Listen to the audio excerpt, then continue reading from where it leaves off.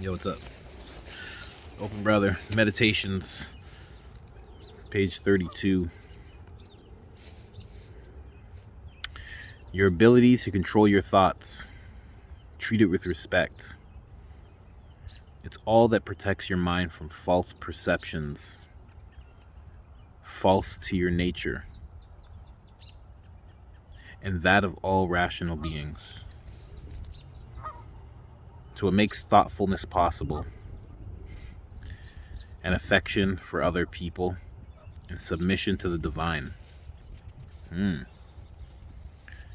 That's a big one. That's a big one. It's true. Control your thoughts. Yeah, treat it with respect.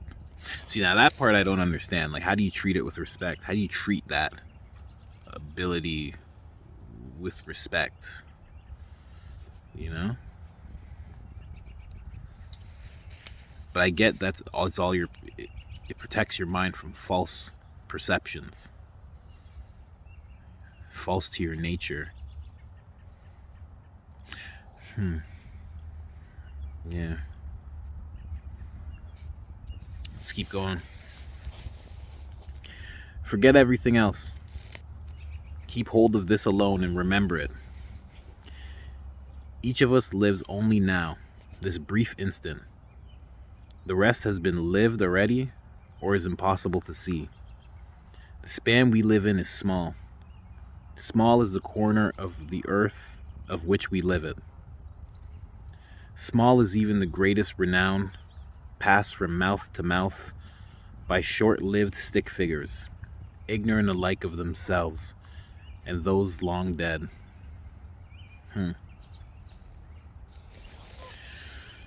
So I guess he's saying, like, you live here and now.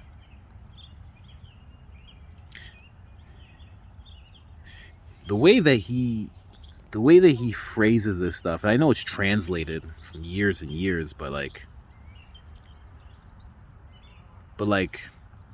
for him to like have the thought of like, you know, for like the only thing that you need to remember is that each of us lives now only, this brief instant. And it's so true. Live in the present moment, and each moment is fleeting.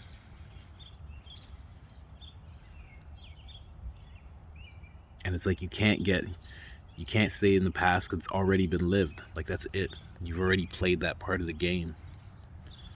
And the rest of it's impossible to see. You know? And then the part of like, the span we live is small. Small is the corner of the world in which we live it. That's fucking true. That's fucking true, man. It's very, very small. We're very, very small. You know? Like, you just live in a little place. Just a little place. That's it. You live in a little place for a little time. And to us, it's so important, but, you know, to the whole grand scheme of things, it's not. Like, there's a car driving by over there, and my moment in time means nothing to those people in the car, you know? It means nothing to those geese that are interrupting me.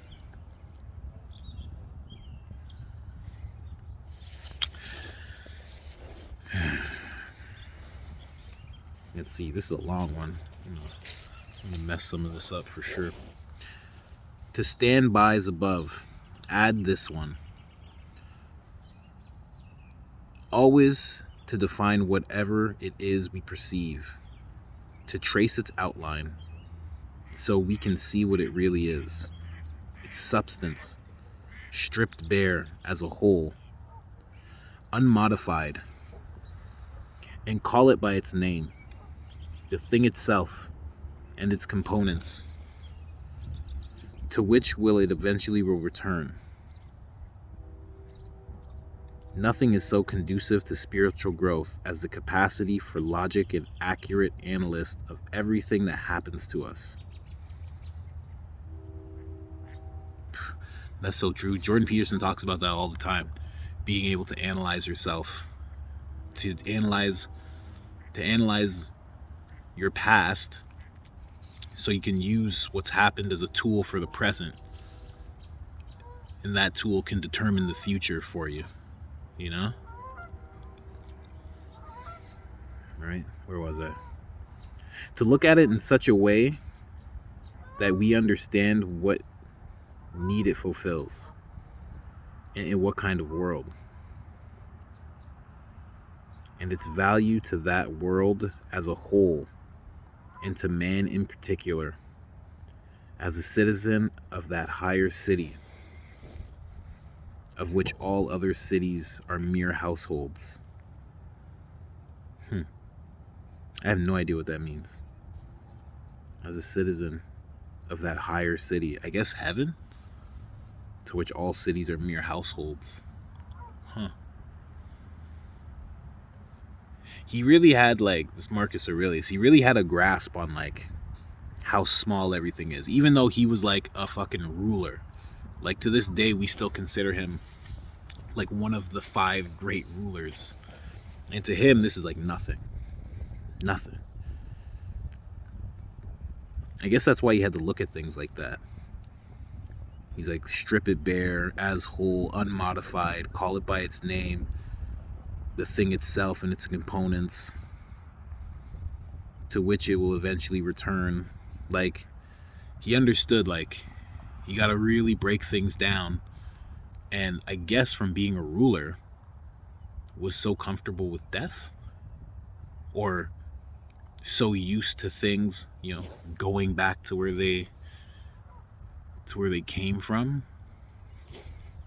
I don't know. What is it?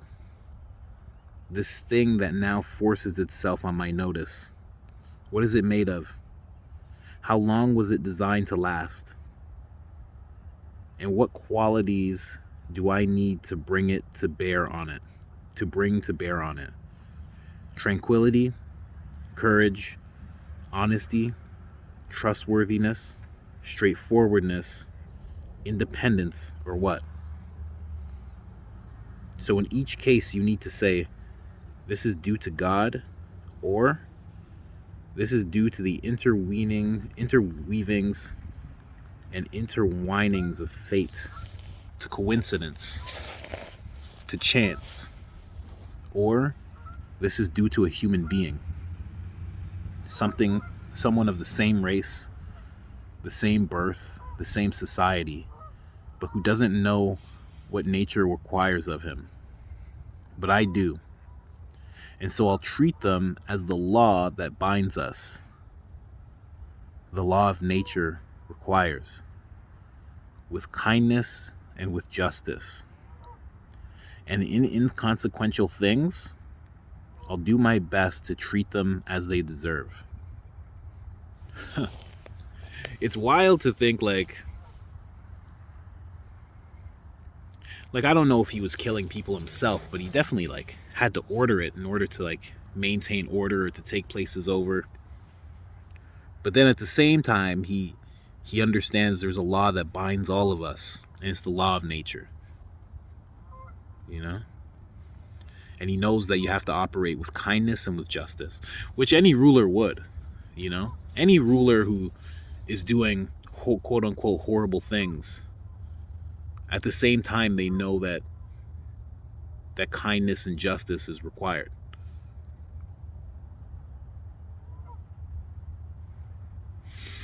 It's weird. And in inconsequential things, I'll do my best to treat them as they deserve.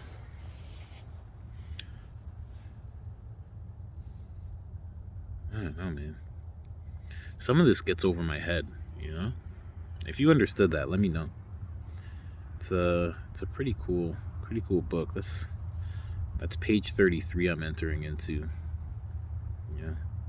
I'll read one more part, now I'm done. 9 minutes already. I know you goldfish don't hang on that long. It's all good. If you do the job in a principled way, with diligence, energy, and patience, if you keep yourself free of distractions, keep the spirit inside you undamaged, as if you might give it back at any moment, If you can embrace this without fear or expectation, can find fulfillment in what you're doing now as nature intended, and in Superman truthfulness, then your life will be happy, and no one can prevent that. Wow. If you do the job in a principled way with diligence, energy, and patience, keep yourself free of distractions, keep the spirit inside you undamaged, as if you might have to give it back at any moment. That's a really big line, you know? Like, keep your soul clean, because at any moment it might have to go back to where it came from. And then you'll have to answer for why it's all fucking dirty. You know? That's actually... Wow.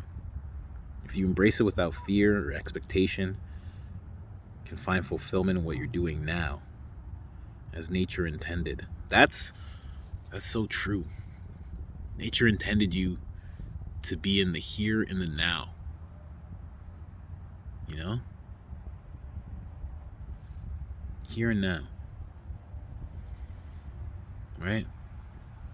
My eyes look black as fuck. That's scary. Fucking...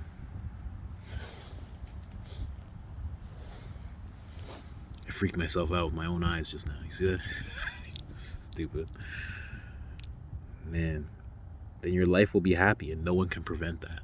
It's so true. If you keep your soul clean, if you stay in the present moment, if you stay free of distractions, because distractions can only upset you or send you into joy, and then you'll need more and more joy from that external distraction. If you can stay in the here and now, free from all that, then your life will be happy. It's so true.